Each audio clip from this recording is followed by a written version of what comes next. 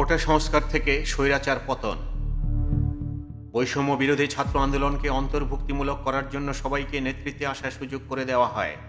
এর মধ্যে ছাত্রলীগ মনোভাবাপন্ন এবং মুজিববাদের মহাবয়ানের অনুরাগী কিংবা আওয়ামী লীগের ভাবাদর্শের উচ্চমূল্যে আস্থাভাজন অনেকেও আন্দোলনে যুক্ত হয়েছিল।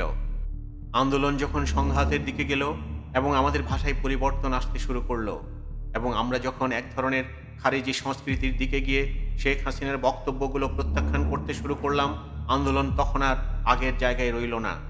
আমাদের কাছে স্পষ্ট হয়ে গিয়েছিল 16ই জুলাই 6 জন এবং 17 জুলাই 1 জন বা 2 জন মানুষ শহীদ হওয়ার পরে আন্দোলন আর কোটার দাবির মধ্যে সীমিত করে রাখার উপায় নেই।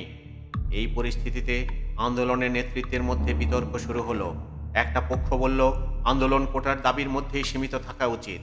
আমাদের পক্ষ এর বাইরেও আরও নানা দাবি সামনে নিয়ে আসছিল, যার একটি ছিল তৎকালীন স্বরাষ্ট্রমন্ত্রীর পদত্যাগ। 16-17 জুলাই পর্যন্ত আন্দোলন ছিল কোটা সংস্কারের দাবির মধ্যে আবদ্ধ।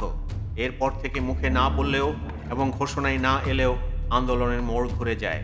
যারা এতদিন আন্দোলন সমন্বয়ের জন্য আমাদের সঙ্গে ছিল, তাদের অনেকেই একই সময়ে আমাদের ছেড়ে চলে যায়। অনেকে আমাদের এড়িয়ে চলতে শুরু করে।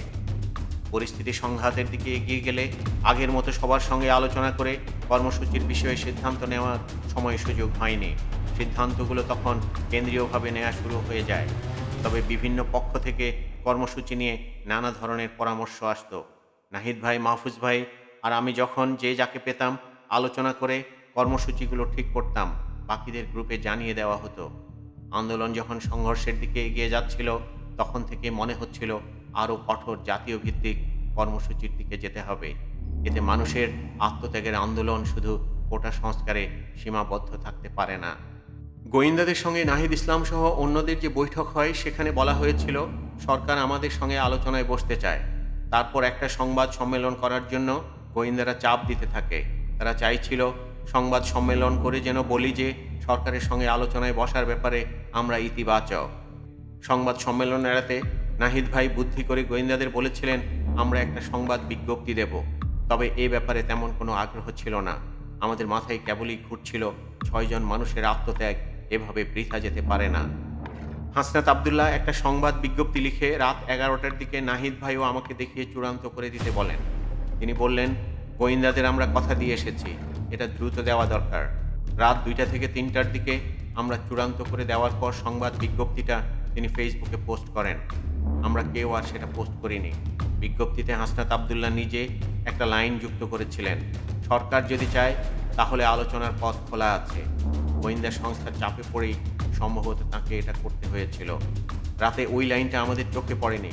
সারাদিনের ক্লান্তিতে আলোচনায় করতে করতে আমি ঘুমিয়ে পড়ি। 18 জুলাই সকালে ঘুম থেকে উঠে দেখি টেলিভিশন চ্যানেলগুলোতে সংবাদ প্রচারিত হচ্ছে কোটা সংস্কার আন্দোলনকারীরা সরকারকে আলোচনায় বসার আহ্বান জানিয়েছে। হাসনাত আবদুল্লাহর পাঠানো সংবাদ বিজ্ঞপ্তিতে বাক্যটা যেভাবে ছিল তা আরও অতিরঞ্জিত করে টেলিভিশনের স্ক্রলে প্রচার করা হয়। ডিজিএফআই যা বলছিল অধিকাংশ গণমাধ্যম তখন তাই প্রচার করছিল। আন্দোলনে ছাত্র হত্যার দায় তারা চাপিয়ে দিচ্ছিল আন্দোলনকারীদের উপর। আমরা বললাম উদ্ভূত পরিস্থিতি তৈরির দায় সরকারের। আমরা শান্তিপূর্ণভাবে আন্দোলন করেছি, সরকার কেন গুলি চালালো? পরে হাসনাত আবদুল্লাহ তার পোস্ট সম্পাদনা করলেও ততক্ষণে প্রচার হয়ে গেছে যে আমরা বলেছি সরকার চাইলে আলোচনা হতে পারে। সকাল থেকেই ঢাকার যাত্রাবাড়ি সহ বিভিন্ন জায়গায় গোলাগুলি শুরু হয়ে যায়। আগের দুদিন আমি শনির আখড়ায় মশিউর রহমানের বাসায় ছিলাম। অনেকে তা জেনে গেছে। সকালে তাই ওখান থেকে অন্য কোথাও যাওয়ার জন্য বের হতে চাইলাম, কিন্তু সবাই আমাদের বেরোতে নিষেধ করলো। পরে ভাবলাম বিচ্ছিন্নভাবে বের হয়ে বিভিন্ন জন বিভিন্ন পয়েন্টে গিয়ে আন্দোলনকারীদের উজ্জীবিত করার চেষ্টা করি। একটা ক্যাব করে আমি একদিকে গেলাম, নাহিদ ভাই গেলেন আরেক দিকে। ঢাকা বিশ্ববিদ্যালয় খালি হয়ে যাওয়ার পর বেসরকারি বিশ্ববিদ্যালয়গুলো আন্দোলনটি হাতে তুলে নিল। বাড্ডায় ব্র্যাক বিশ্ববিদ্যালয়ে যাওয়ার উদ্দেশ্যে মশিউর রহমানের এক ব্যবসায়ী সহযোগীকে সঙ্গে নিয়ে আমি গেলাম গুলশানের দিকে। প্রধান সড়কগুলোর অবস্থা খুবই খারাপ, গণপরিবহন চলছিল না। বিভিন্ন অলিগলি দিয়ে কিছুটা হেঁটে কিছুটা রিকশায় করে গেলাম। রাস্তায় কে ছাত্রলীগ কে আন্দোলনকারী ঠিকঠাক বোঝা যাচ্ছিল না। বিভিন্ন জায়গায় আগুন জ্বলছে, সংঘর্ষ হচ্ছে। হাতির ঝিল থেকে বাড্ডার দিকে সড়ক পর্যন্ত ব্যাপক সংঘর্ষ চলছিল। আমি বাড্ডা পর্যন্ত পৌঁছাতে পারলাম না। আমার সঙ্গী একটু সামনে এগিয়ে গিয়ে দেখে এসে বললেন, এদিকের অবস্থা ভালো নয়, অন্য রাস্তা দিয়ে যেতে হবে। আমরা যেদিকে ছিলাম পাল্টাপাল্টি ধাওয়ার এক পর্যায়ে কয়েকজন আন্দোলনকারী সেদিকটাই চলে এলো। তারাও আমাকে হাতির ঝিল থেকে বাড্ডার রাস্তা দিয়ে যেতে নিষেধ করলো। আমি অন্য একটা পথ ধরে গুলশান ১ নম্বরে আমার এক বন্ধুর বাসায় গিয়ে উঠলাম। ভবনের ১২ তলার বারান্দা থেকে দেখি নিচের মোড়ে গোলাগুলি চলছে।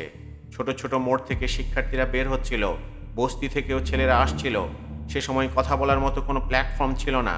নিজেকে অসহায় মনে হলো, তবে মানুষের স্বতঃস্ফূর্ত অংশগ্রহণ দেখে মনে সাহস পেলাম। সেদিন বিভিন্ন জায়গায় ২৯ জনের মতো নিহত হন। আন্দোলন সর্বত্র ছড়িয়ে যায়। ১৬ জুলাই ৬ জন মারা যাওয়ার পর থেকে আমাদের সংলাপে বসার আহ্বান জানানো হচ্ছিল। গোয়েন্দারা বারবার আমাদের আলোচনায় বসার জন্য চাপ দিতে থাকে। যে কোনো সময় ইন্টারনেট বন্ধ হয়ে যেতে পারে সেটা অনুমান করা যাচ্ছিল। ১৬ জুলাই ঢাকা বিশ্ববিদ্যালয় এলাকায় ইন্টারনেটের গতি কমিয়ে দেওয়া হয়েছিল। ১৮ জুলাই রাত ৮:৩০টার দিকে তো ইন্টারনেট বন্ধই হয়ে যায়। ২৯ জনের মৃত্যুর ঘটনার পর মনে হচ্ছিল এই আন্দোলনটিকে শেখ হাসিনার পদত্যাগের দিকেই নিয়ে যেতে হবে। ফেরার রাস্তা ধীরে ধীরে বন্ধ হয়ে যাচ্ছে। গত ১৬ বছরের দুঃশাসন আর গুম খুনের পরে শেখ হাসিনা এখন তার জুলুমের সর্বোচ্চ পর্যায়ে আছেন। আমাদের মাথায় ছিল আন্দোলনের একটা পরিণত পর্যায়ে গিয়ে এই ঘোষণাটি দিতে হবে। নিজেদের আমরা প্রস্তুত রাখছিলাম। আন্দোলন পরিণত হওয়ার আগেই শেখ হাসিনা পদত্যাগের ঘোষণা দিলে গণ অভ্যুত্থান হয়তো সফলই হতো না। কারণ তখনও সবার মনে এমন প্রত্যয় বদ্ধমূল হয়নি যে এমন একটা আন্দোলনের মাধ্যমে শেখ হাসিনার পতন ঘটানো সম্ভব। সে সময়ে অনেক সমন্বয়কও সরে যাচ্ছিলেন। ইন্টারনেট বন্ধ হয়ে যাওয়ার পর আমি সবার সঙ্গে যোগাযোগ বন্ধ করে দিই। গুলশানে তখন যে বন্ধুর বাসায় ছিলাম তার বাবা নিরাপত্তার স্বার্থে আমার ফোন নিয়ে যান। ইন্টারনেট বন্ধ হওয়ার দিন রাতে পরের দিনের কর্মসূচি ঘোষণার কথা ভাবছিলাম। কর্মসূচি ঘোষণা করার তাগিদ মাথায় নিয়ে বন্ধুর বাসা থেকে বের হয়ে দূরের একটা জায়গায় গিয়ে নতুন সিম কিনলাম। এরপর ইন্ডিপেন্ডেন্ট টেলিভিশনের সাংবাদিক নূরে আলম পিন্টুকে ফোন করি। তাকে বলি আওয়ামী লীগের নেতা ও মন্ত্রী ওবায়দুল কাদের, আসাদুজ্জামান খান কামাল এবং মহিবুল হোসেন চৌধুরীর পদত্যাগ, কোটা সংস্কারের ১ দফা এবং হত্যা ও গুলির বিচারের দাবিতে পরের দিনও শাটডাউন চলমান থাকবে। আরও কয়েকজন সাংবাদিককে মুঠোফোনে একই বার্তা পাঠায়। নাহিদ ভাই যে এরই মধ্যে অনেককে পরের দিনের কর্মসূচি জানিয়ে দিয়েছেন সেটা আমার জানা ছিল না। তখনকার পরিস্থিতি ছিল অদ্ভুত বৈপরীত্যময়। আরেকটা কর্মসূচি দেওয়া মানে আরও মানুষের মৃত্যু, আর কর্মসূচি না দেওয়া মানে এরই মধ্যে যারা শহীদ হয়েছেন তাদের সঙ্গে বেঈমানি করা। আমাদের অনেকের মধ্যে নতুন কর্মসূচি ঘোষণার ব্যাপারে আপত্তি ছিল। আমি, নাহিদ ইসলাম, আবু বাকের সহ যারা কর্মসূচি অব্যাহত রাখার পক্ষে ছিলাম তারা নানাভাবে সমালোচিত হচ্ছিলাম। এই সমালোচনা অস্বাভাবিক ছিল না। সমন্বয়ক দলের সবাই যে সেই সময়টাতে আওয়ামী লীগের বিরুদ্ধে চলে গিয়েছিল তা নয়। তাছাড়া সেখানে অনেকে ছিল সাধারণ শিক্ষার্থী। রাজনৈতিক ঘটনাক্রম সম্পর্কে যাদের ধারণা অস্পষ্ট ছিল। চারদিক থেকে এমন কথা উঠছিল যে আমাদের জন্য এত এত মানুষ মারা যাচ্ছে। সরকারও তাদের অনুগতরাও এমন একটা প্রচারণা চালাচ্ছিল যে আমরা চাইলেই সমস্যার সমাধান করে ফেলতে পারি, মৃত্যু ঠেকাতে পারি। সরকার যেখানে শিগগিরই কোটা সংস্কার করে দিতে চলেছে, তাহলে আর এই কর্মসূচি কেন? কেউ কেউ বলার চেষ্টা করছিল আমরা বিএনপি জামাতের এজেন্ডা বাস্তবায়ন করছি। এসব মিলিয়ে ধারণা করতে পারছিলাম যে আমাদের উপর বড় কোনো আক্রমণ আসন্ন। শেখ হাসিনা যে কোনো মূল্যে আমাদের থামাতে চাইবেন। খবর পেলাম বরিশাল বিশ্ববিদ্যালয়ে পুলিশ ক্ষমা চেয়ে পিছু হটেছে। আমরা ভাবছিলাম এত মানুষ প্রাণ বিসর্জন দেওয়ার পর এই আন্দোলন শুধু কোটায় সীমাবদ্ধ থাকতে পারে না। ইন্টারনেট বন্ধ হওয়ার আগে এক ফেসবুক পোস্টে আমি লিখেছিলাম শহীদ ছাত্র জনতার রক্তের মূল্য আদায় করেছে জনগণ। দেশের অধিকাংশ গুরুত্বপূর্ণ স্থানই এখন আন্দোলনকারীদের দখলে। পিছু হটতে বাধ্য হচ্ছি খুনি বাহিনী। আমরা খুনি ছাত্রলীগকে হল থেকে বিতাড়িত করেছিলাম। এবার খুনি বাহিনীকে সব জায়গা থেকে পিছু হটতে বাধ্য করছে ছাত্র জনতা। আপনাদের এই আপোষহীন লড়াইকে স্বাগত জানাই। লড়াই জারি রাখুন। যদি নির্দেশনার জন্য আমরা সমন্বয়কেরা নাও থাকি, যদি মৃত্যু কিংবা গুমের শিকার হই, আন্দোলন থামাবেন না। স্বাধীনতার জন্য নির্দেশনার প্রয়োজন হয় না, প্রয়োজন স্পৃহা আর সাহসের। ১৯ জুলাই কোনো খবর পাচ্ছিলাম না। একদিকে ইন্টারনেট বন্ধ, অন্যদিকে আমি যেখানে ছিলাম সেখানে কোনো টেলিভিশন ছিল না। কি হচ্ছে বা হতে চলেছে বুঝে উঠতে পারছিলাম না।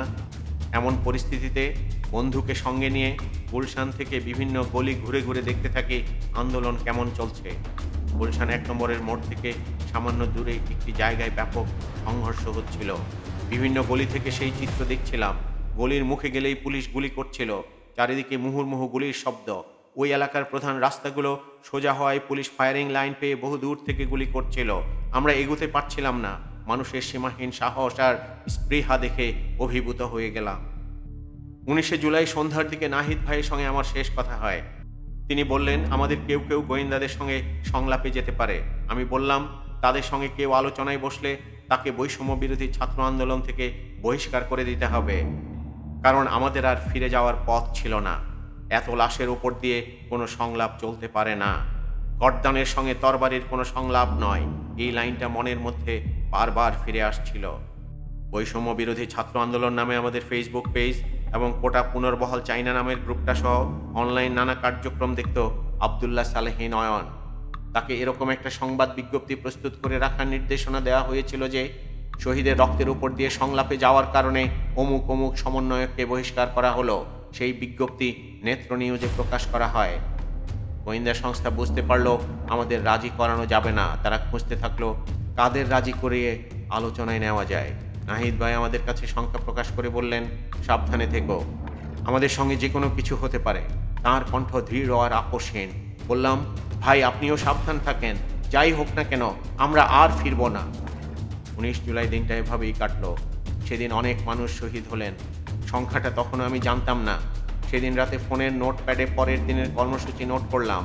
পরে সেটা কাগজে লিখলাম। লেখাটা আমার বন্ধুকে দিলাম, তার বাবার অফিস থেকে ফ্যাক্সে বিভিন্ন গণমাধ্যমে পাঠিয়ে দেওয়ার জন্য। বড় লেখা পাঠানোর অন্য আর কোনো উপায় ছিল না। পরদিন 20 জুলাইতেও কমপ্লিট শাটডাউন অব্যাহত রাখার ঘোষণা জানানো হয়েছিল। শেখ হাসিনার বিরুদ্ধে কী কী অবস্থান নিতে হবে কর্মসূচিতে তাও আরও স্পষ্ট করা যায়। ইন্টারনেট বন্ধ বলে অন্য সমন্বয়কেরা কী করছিলেন তা জানা যাচ্ছিল না। ফোনে দু একজনের সঙ্গে বিচ্ছিন্নভাবে কথা হচ্ছিল, কিন্তু আমাদের অবস্থান চিহ্নিত হয়ে যাওয়ার আশঙ্কায় বেশিক্ষণ কথা বলা সম্ভব হচ্ছিল না। অন্য সমন্বয়কেরা কোনো ঘোষণা দিচ্ছেন কিনা সুস্পষ্টভাবে তা বুঝতে পারছিলাম না।